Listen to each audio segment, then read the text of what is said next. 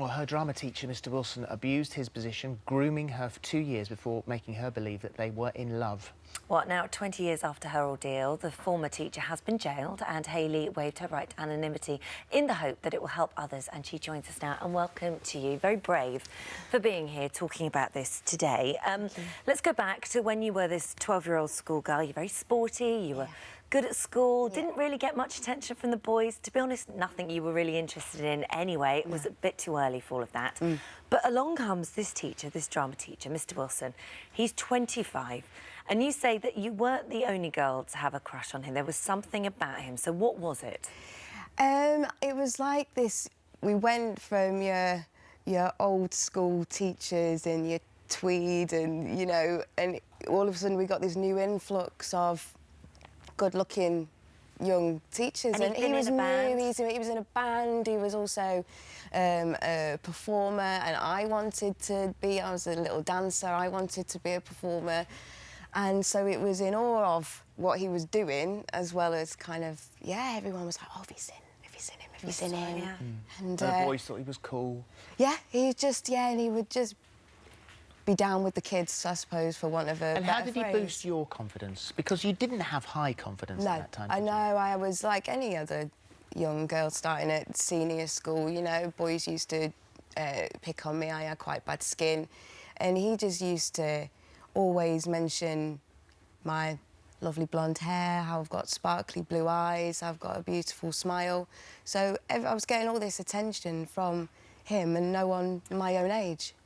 He was quite clever because he befriended your dad. Yeah. They had a love of a football team. Yeah. So they'd go to the football together. Yeah. What did your dad think of him?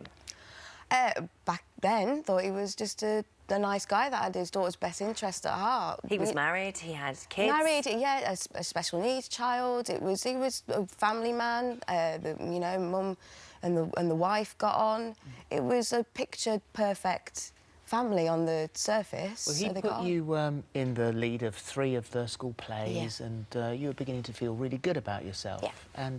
And so when did it, looking back at it now, when did it turn sinister? It's looking back at it now that I realise it was all quite sinister. I think at the time even it wasn't, you know, but he dropped me off after a rehearsal of one of the school plays because it had finished late.